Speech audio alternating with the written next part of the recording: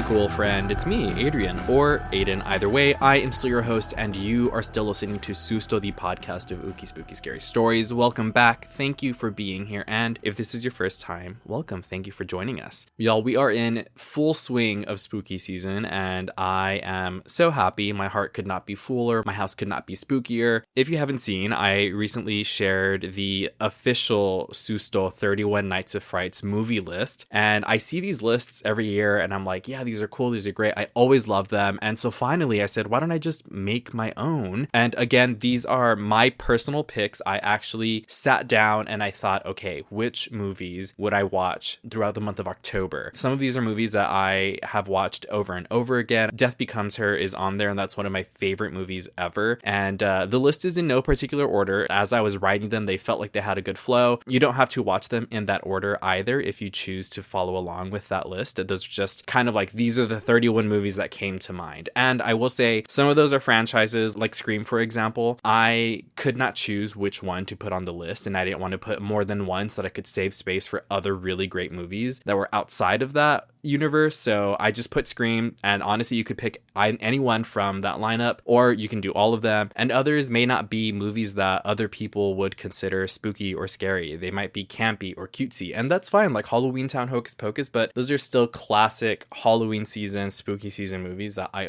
always watch every year. So with that being said, you can see that list on any of the social medias. That's at Susto Podcast, and I should be posting it on my website if I haven't yet. That's sustopodcast.com. That's also where you can submit your own scary stories, along with sending a DM to any of the social medias, or sending it through an email to sustopodcast@gmail.com, or leaving a 5-star review wherever you listen if you are able to do so. And as always, tapping away at those buttons, like, follow, subscribe, rate, review, whatever you can do on your podcast platform is the easiest way to support the show, and I am eternally grateful for it. Aside from that, I do have some more in-person events that are happening in the next few weeks, and you can find out how to attend those by following along on social media, again, at Susto Podcast. Some of these are tabling, some of these are speaking events, some of them are both. So just make sure to follow along on social media, and you can get all the details about anywhere that Susto is going to be. Very last thing, as I've mentioned a couple times before, if you see of an event or an organization that you would like Susto to be present at or work with, please tag me in their posts, send their information to me, send my information to them. I am trying really hard to get Susto out in the real world and get some face-to-face time with my ghoul friends IRL. It's been so much fun to do all these other events. The San Antonio Paranormal Podcast Festival, which was about 2 weeks ago, was so fun. It was so great. Huge shout out to the organizers from Curious Twins and to everybody else that was there. It was such a fun time, and it's such an interesting place to go visit. Whether you are a fan of the paranormal or of history, it has everything. Make sure to go check it out. Victoria's Black Swan Inn, and follow Curious Twins Paranormal at CuriousTwins.com and across all their social medias. With that being said, we're going to go ahead and jump into today's story, which is the story of the Wekufe.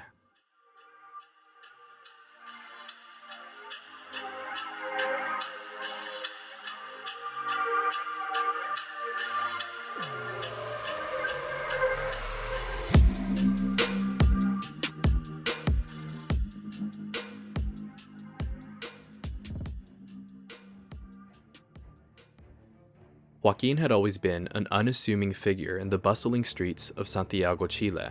With his unremarkable appearance and a demeanor that blended seamlessly into the crowd, no one would have suspected that fate had chosen him for a dark and perilous journey. One moonless night, Joaquin chose to walk through an alleyway he'd never seen in Santiago's historic district.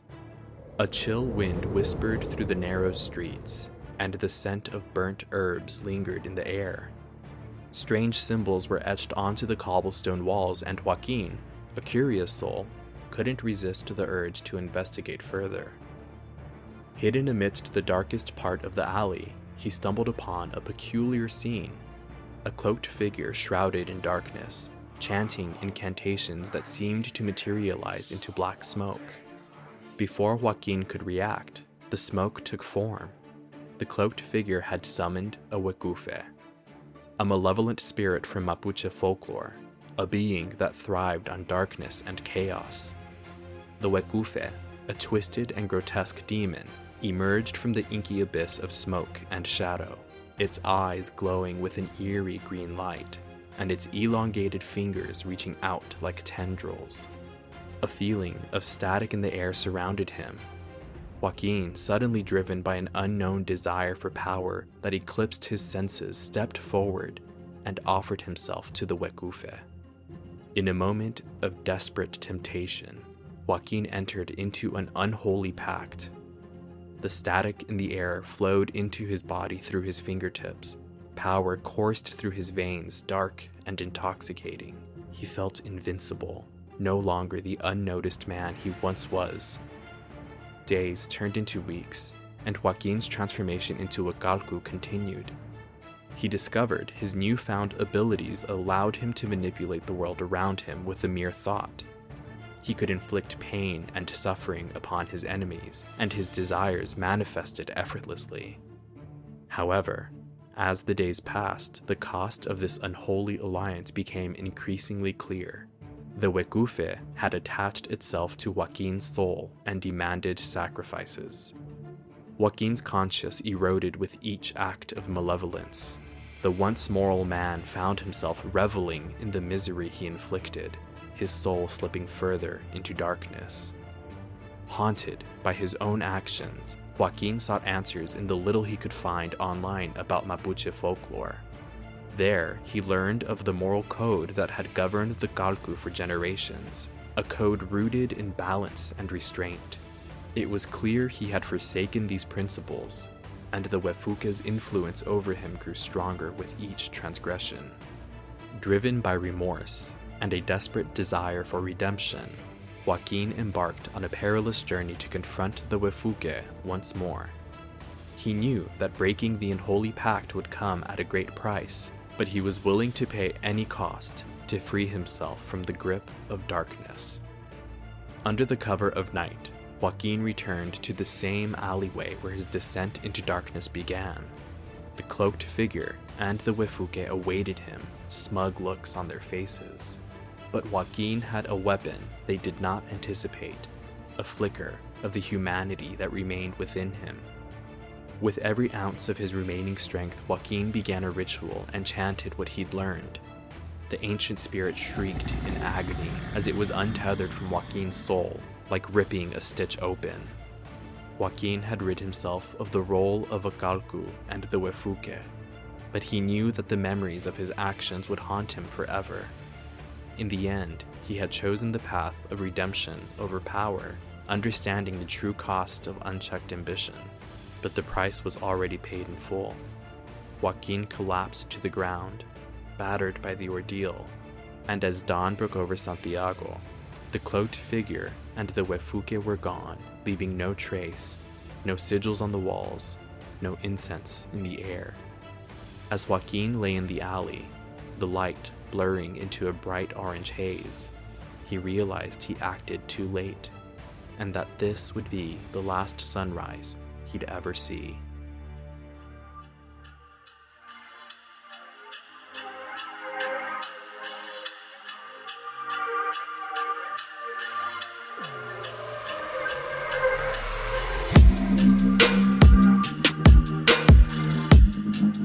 Welcome back, Ghoul friends, and as a reminder, if you are a best Ghoul friend on Patreon, then you can watch this part of the episode on video on patreon.com/sustopodcast. Feel free to go check that out and see if any of that works for you. But before we get into anything, I do want to point out that this episode, or this story, it reminded me of the episode that I did about the Mano Peluda and Josue Velasquez, I think was his name. If you're not familiar, you can go back and listen to that episode. It's available on sustopodcast.com or wherever you're listening now. And the story essentially is, and this was based on a true story, the Mano Peluda was a real radio program that people called into and shared their spooky stories, which sounds like a dream to run or to be a part of. And this guy, Josue, was calling in and saying that he had entered a deal or a relationship or what have you with a demon, and that it was getting to be too much. And the more he called into this radio program, because he called multiple times, the more intense the phone calls got and the more intense the relationship got. It's a very interesting episode, and it reminded me of this, and I'm wondering, did he enter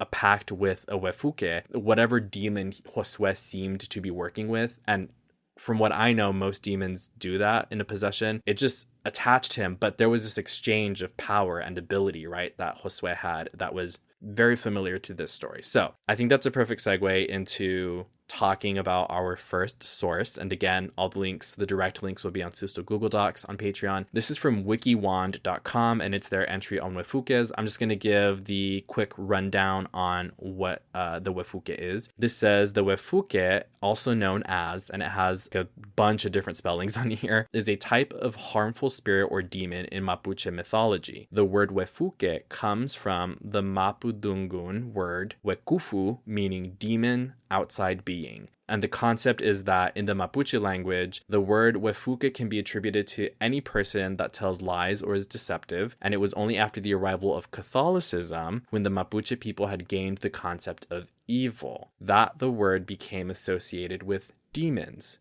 So and I just had this question asked of me about what I thought of the influence of colonization on different lands and indigenous cultures and how that's changed the stories. So that it's interesting that the word Wefuke existed in the Mapuche language, and it meant, just a person that was bad. And then in comes the influence of Catholicism, and it all of a sudden took on literally a new life. So this continues. Since that time, the idea behind Wefuke has broadened to include multiple meanings, either as a subject, quality, or agent, depending on the speaker's reference point or the situation that it is used in. The word is generally used as a generic name in order to describe creatures from Mapuche mythology that usually have harmful intentions towards human beings. These beings can have solid material bodies, ghost-like bodies, or be extracorporeal, I have such a hard time with that word, spirit-like entities. They project from or originate in the Wefuke's energy, which is characterized by its propensity to disturb and or destroy the balance of the world's natural order, which is mentioned in the story, and we'll talk about that a little bit more right now. In this way, they cause illness, destruction, death, and other calamities amongst the Mapuche. Wefukes are often incorrectly likened to beings with similar characteristics, such as the gualichos or the demons of Greek or other mythologies. The missionaries who followed the Spanish conquistadors to America interpreted the Mapuche beliefs regarding both Wefukes and gualichos in the context of their own religion. They used the word Wefuke as a synonym for the devil, demons, and other evil or diabolical forces, which is why I love doing these episodes and doing this show, is this part of uncovering how words and their meanings have changed over time and over the influence of history, what happened to these people. To dive more, and this is a really great entry, they did an excellent job putting this stuff together. To dive more into it, we talk about how the character Joaquin transforms or becomes a Calcu in the story after entering the pact with the Wefuke. And so just to give a breakdown of that, the Mapuche believe that many Wekufes allow themselves to be manipulated by Calcus, which are Mapuche sorcerers equivalent to witches or wizards who work with black magic, who use them as a mystic medium for obtaining power. The Wekufes allow the Calcus to use them to cause illness or death of certain chosen people. It is said that a powerful Calcu will inherit a Wefuke spirit from an ancestor who is also a Calcu. However, in order to be able to use a Wekufe, a Calcu must voluntarily become the servant of the Wekufe. Just to be really clear about that, I kind of also introduced the idea of a Calcu into this story. And a Calcu and a Wekufe they're two different things. The Wekufe is this entity or this demon or what have you, and a Calcu is a person who does, according to this, black magic, or who does bad things with magic. It just so happens that when you work with magic that way, that you are a Calcu and you are able to, if you choose, work with a Wekufe. If that makes sense. Anybody, any questions? Raise your hands. So then this continues. In order to use a Wekufe to make someone ill, a Calcu must introduce the Wekufe into the body of the victim. This is generally achieved by using a small fragment of wood or straw, a part of a lizard's body, or directly through an attack by ghost-like forms or disembodied spirits that direct the disruptive Wekufe energy towards the victim. So it's either of something physical, putting something on that body instead of taking something from it, or by launching literal just spiritual warfare, right? This continues with a section called Relationship with the Dead. It's a short one, and it says the Wekufe also have the power to capture and enslave the Biu. This could also be pronounced Bilu. It's Pillu, which is a spirit of the recently deceased that is reluctant to leave its body before it transforms into an Alwe, Alwe, which is a more mature spirit. A Galku can also take advantage of this power by using a Wekufe as a means for trapping a Biu or Bilu. Once it is trapped, a Bilu can also be used to hurt other people. So, by working with the Wekufe, the Galku, or this witch or sorcerer, can use the Wekufe's power to basically recruit this young spirit, this recently passed spirit, into, like, I guess their gang of ghosts, their ghost gang, their ghoul gang, what have you. I'm seeing hashtags pouring out right now about this, but it seems like that, like, they can take advantage of these green spirits, these young spirits, and use them to do other bad things. And I'm going to skip down to a portion of this that's called Protection and Healing. It says, in the Mapuche tradition, a person who has a Wekufe in their body is called, I'm looking this word up to see if I can figure out how to pronounce it. Wow, I really cannot find anything online about how to pronounce this word. I'm throwing it up on the screen for the video. I'm going to do my best, but it looks like, and it's not here phonetically either, it looks like it's pronounced Galu Leluk Len, or to be in the body. So again, in the Mapuche tradition, a person who has a Wekufe in their body is called this word, or quote, to be in the body, in the sacred secret language of the Machi.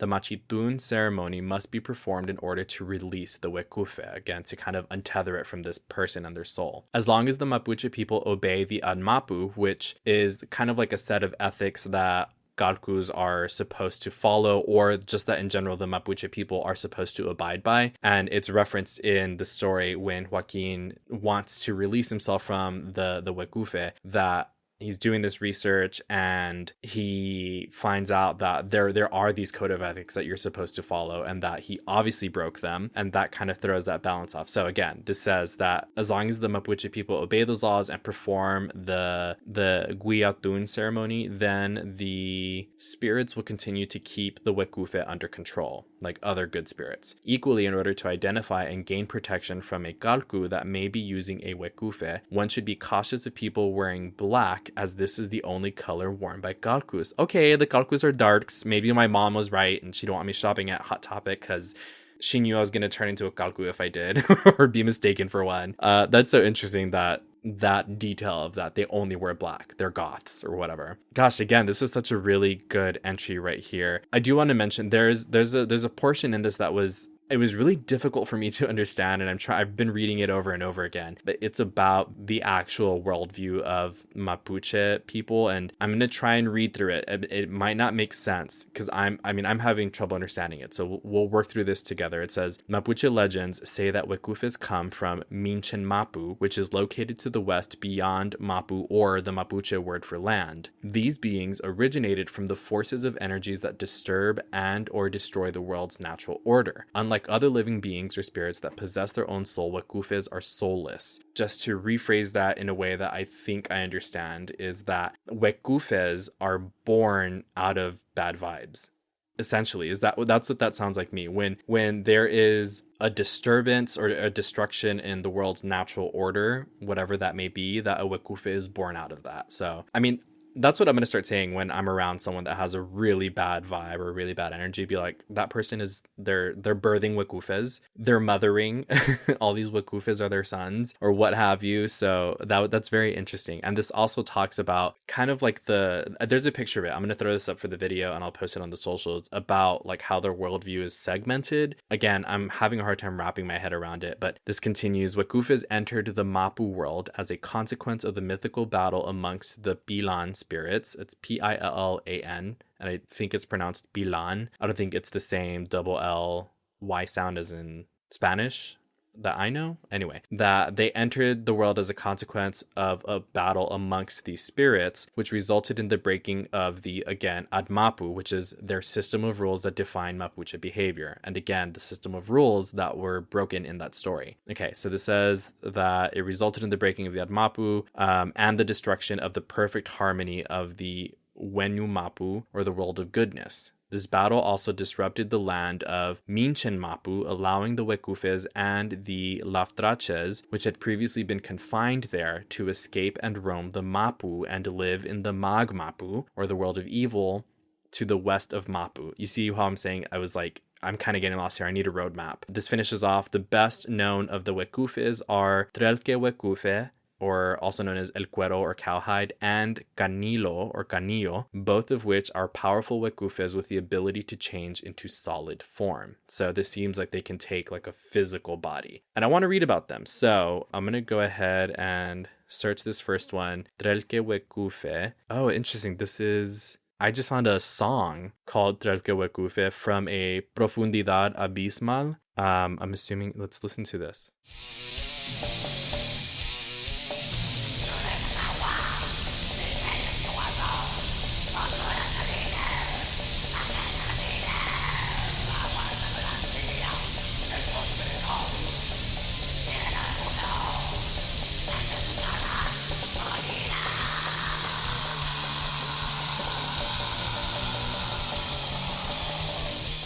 Okay, I'm not gonna lie, I really liked that, but it scared me a little bit. I think just because I'm talking about this and I listened to that, so it scared me. Wow, that was really cool. I'm definitely putting that link to this song in the Susto Google Docs, but that's not what I was looking for. I'm not finding much about this creature. Let's see, also from WikiWand, Leather Legend. Okay, I found something. Leather legend, mythological aquatic creature from Chile and Argentina. This says this mystical being would be a cowhide or various animal hides, which would transform into a serpentine creature. Then it transformed into a flying snake. At the edge of its body, it would have appendages similar to claws or sharp thorns like hooks. On one end of its body, where it is believed that the area that would correspond to its head would be, two tentacle-like appendages would protrude that would end in a pair of protruding reddish eyes. Okay, so this is like a whole, like, this creature, I guess, has a reputation. But there's the second one, the Canilo, I'm assuming it's the same thing. It also has its own reputation. Canilo is a type of negative and destructive force present in nature and therefore in man himself. Oh, it's a state of being, maybe? That is why Canilo is associated with the concept of Wekufe, which means the forces of imbalance destructive existing in nature. Mainly located to the west, the strength of the Canilo comes from the area of the volcanoes. This force of nature is represented in a possessed child who would grow and stretch his body until he became giant. So these are just two, I guess, Wekufes that took on a larger life or a larger form. Well, that one source already was so much. So of course there's the regular Wikipedia, which I think the WikiWand says that it took from the Wikipedia or it borrowed. Yeah, it has all of the same information. Okay, this next source is from a blog.xlibris.com, and this is just about folklore from around the world, specifically Latin American folklore. And this says a lot of the same thing, but this section is different. It says, interestingly, Wekufe have a variety of roles within Mapuche folklore, ranging from tormentors, which we know, to healers. The role a Wekufe plays is dependent on the manner of being it interacts with, and its relationship with said being. Most commonly, the Wekufe is known for being a servant to a Calcu, a Mapuche black magic user. A Calcu may command the Wekufe to inflict a target person with disease or death, a task the Wekufe is more than eager to carry out. At the will of a Calcu, the Wekufe may enslave the soul of the recently dead, which can be used to assault and torment others.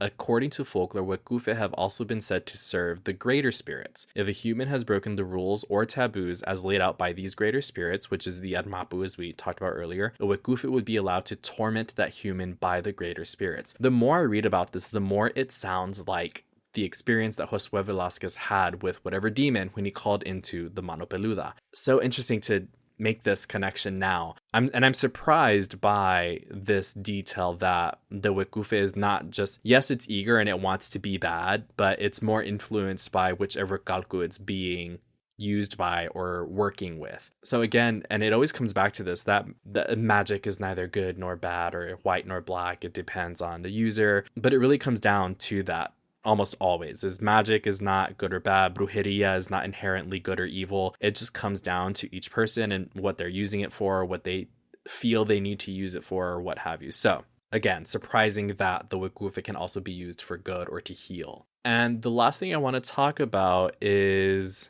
that there are movies about this. There's a movie. This is from 2016. It's called Wekufe. Surprise. And it's the synopsis on IMDb says, a student travels with her boyfriend to Chiloé, a remote Patagonia island in southern Chile, to investigate the link that exists between the high number of sexually related crimes and the myths and legends that surround the mysterious place. It looks like it's a found footage kind of thing. I want to say there are other ones. This is from Dread Central. I think it's the same one. Wekufe, The Origin of Evil, which is the full title. There's an exclusive clip, a Chilean folk horror mockumentary. This is from 2014, and internationally via Amazon. Okay, I'm going to look for this, and I have to watch this, maybe for a sister movie night. It says, written and directed by Chilean filmmaker Javier Attridge. Again, yeah, it's the same one. Wekufe has already racked up 8 Best Feature Awards and 20 nominations from the Independent Horror Movie Awards, the Macabre Faire Film Festival, Mexico's Ferratum Film Festival, and many more. POV Horror picked it up for international distribution. Wow, this looks... Okay, I'm throwing this link on there. This looks so cool. I definitely have to watch this movie. Pretty much everything else is it's a repeat of what was already available on Wikipedia. And of course, you can always go through the sources on the Wikipedia, and there's 3 of them. There's references. One of these is called Shamans of the Foy Tree, Gender, Power, and Healing Among Chilean Mapuche. And so I'm assuming that they write in this book about the Wekufe. So definitely going to have to look into that book as well. But again, a lot of these other links that I'm seeing online are repeating the information that was thankfully so readily available on WikiWand and Wikipedia.